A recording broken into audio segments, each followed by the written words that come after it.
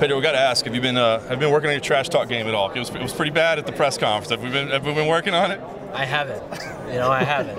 I'm just like, if I try to do something like that, it's gonna look like sort of like fake, and it's gonna look bad. So I just like prefer like keep it to myself and be honest with myself and be honest with like the fans, and be respectful and show all my trash talk, all my statement right there on the octagon. Yeah. I do wonder, if that's an approach you take for a reason. I mean, this sport is so tense sometimes and so stressful, and I wonder, is it something you say, hey, listen, it's an athletic competition. We don't have to make this anything more than it is. Is that something you've always like purposely done throughout your career? Not really. I have been, let's say yes or no. I have been like in the martial arts since I was like, a small kid. I came from judo, and then judo I went to jiu-jitsu. The jiu-jitsu right now, they're starting doing the trash talk, which like if you guys saw it last weekend was a big thing. And a big part of that is the promoters trying to do the trash talk in jiu-jitsu, and the opponent starting, and jiu-jitsu is different, the next day you're not going to punch each other in the face. We're not going to go dead and literally punch each other in the face. And things can go wrong, and an example of that was last Saturday in Brazil. It was bad.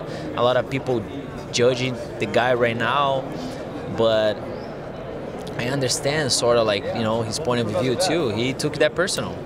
We can't take it personal here because we're gonna fight. You know what I mean? And after the fight, and that's a different thing.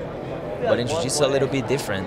And I have been like in the martial arts. In martial arts, a lot of things that they do is respect to each other, and I met, we shared the same workout room before. We spoke a little bit. He seems to be like a cool guy, and I don't have anything against him. So I couldn't like made up something, and I would be fake. Let's talk about the fight itself. You've been fighting high-level guys for a long time, but a former champion. Does this feel like something extra special, like a big moment for you? Yes, definitely. I'm very, very, excited about that. That was the kind of fighter that I want. After my fight, I was telling my manager, I wanted that fight to happen. Let's see if we can make that happen. And be at the end, their manager and him, choose to fight me. I was very happy about it. That was a fight that actually I wanted to fight. I wanted to fight him. He's a great opponent.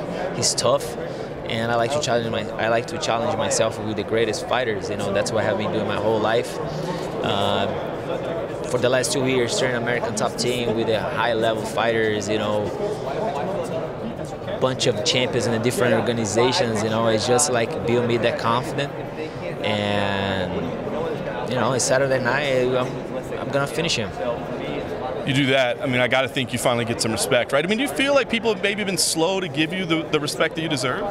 I don't think so.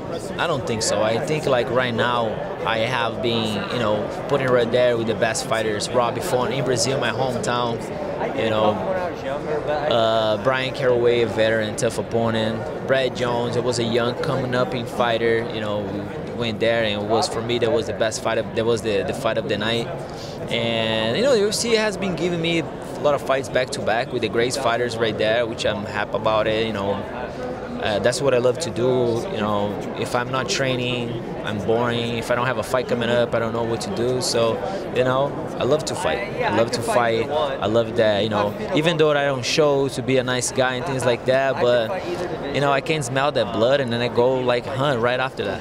Very nice. Well, this will be a big win. I think you'll be right up at the top of the division. I wonder, what do you think should be next? Because there's a little logjam right now. Like Marlon, probably got to be a #1 contender, right? But you got Cejudo maybe coming up as well. How would you like to see it? Do you have a preference? Because I got to think those two guys might be in front, but you got to be right behind with a win here. So how do you want to see that play out?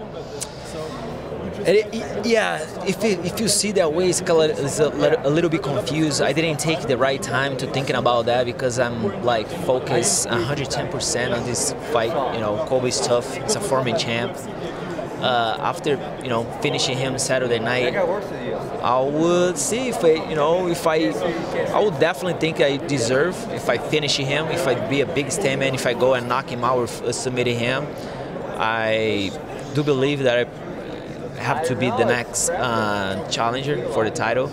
I have been fighting UFC longer. I have finish it, you know, a lot of finishes. But if that doesn't happen, UFC thinks that I should fight for Marlon for the interim title, I'll be happy about it. And we can make that fight happen in Rio or in São Paulo.